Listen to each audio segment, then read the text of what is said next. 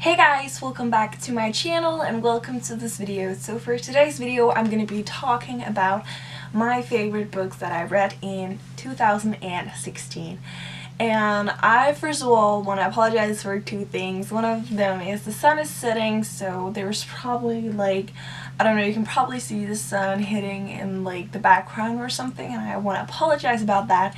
And then I want to apologize about my freaking hair because I need to color it soon, and I don't know, I just think that it looks really stupid on camera, but I hope you guys don't mind. I just kind of need to save up some money to do it.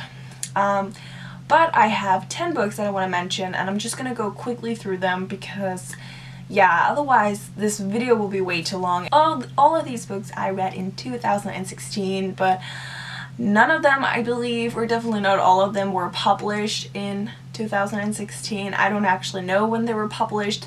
These were just some books that I read in 2016. So let's jump right into it.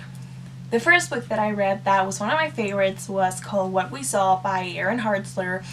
This is such an underrated book. It truly is. I mean, Jesse the reader thinks the exact same thing because he also tends to mention it a lot.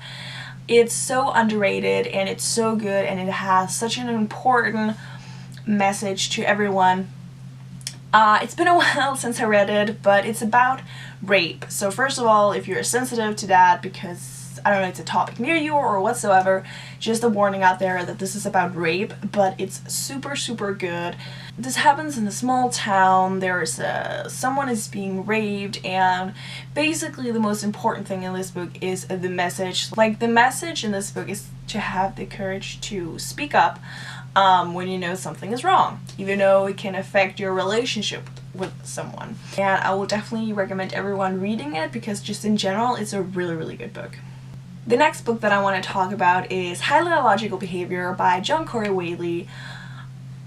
I cannot even remember the characters' names either in this one, but like the main thing is we follow this guy. He's called Solomon, I think. Solomon? Yeah.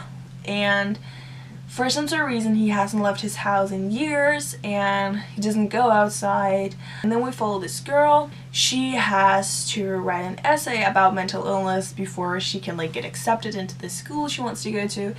And she finds Solomon and decides that she wants to write about him, so she's kind of like acting as a friend for him so she can write the essay, but they actually end up being really good friends. But it was really good. I really liked it. I thought it was a different kind of plot and I just really enjoyed it, and it was definitely one of my favorite books as well. The next book is Working Stiff by TJ Mitchell and Judy Melanik, and this is a non-fiction book and it was so good. This is probably, well, okay, I can't choose like my number one favorite, but this is definitely one of them because it was so freaking good. Judy Melanik is what you call a medical examiner, I believe that's how you pronounce it. Basically, she's the one to do an autopsy, and that is when you cut up a dead person's body to find the cause of death. This was such a good book. First of all, the book is separated in different chapters, so like homicide, suicide, poison, 9/11. So under each chapter, Judy is talking about different cases she has had with that person that died of that reason. That is either suicide, poison, 9/11, or homicide. It was really good, and you also hear about her personal life and how like her personal life and her like job is affecting her and affecting each other, and it's really good, and I will definitely recommend everyone reading this. The next book that I want to talk about is The Diviners by Libba Bray. If you know me, you know my love for The Diviners is huge. I love The Diviners. It's such an amazing book, and I'm so happy that I finally read it in 2016. It was so good. We follow this girl called Evie. She goes to New York to live with her uncle, where she meets these new people, and then there's a lot of murders going on, and they're trying to investigate what's going on and all of that. It's just really good. Will highly recommend it. The next book that I'm gonna mention is actually the only series that I'm gonna mention. You guys know that I probably also mentioned The Infernal Devices, but I don't feel like doing it mainly because, I don't know, I kind of just want to try to go with the standalones and trying to mention some other books that I haven't mentioned that much on my channel. but I really am gonna say Throne of Glass series. I've only read the first 3 books, so I can obviously only talk about those, but this is an amazing series, and I'm so glad that I finally got around to start it in 2016. I started it in September. It's so good, and definitely just read it for yourself. You probably have already read it. A lot of people have read the series already, but if you haven't, read it. The next book that I'm going to talk about is a non-fiction book as well, and it's called In Order to Live, and I think this is by Yeonmi Park. That's how you pronounce her name. It's amazing. This is about her growing up in North Korea and how she is dealing with life in North Korea, and then later on how she is escaping to South Korea.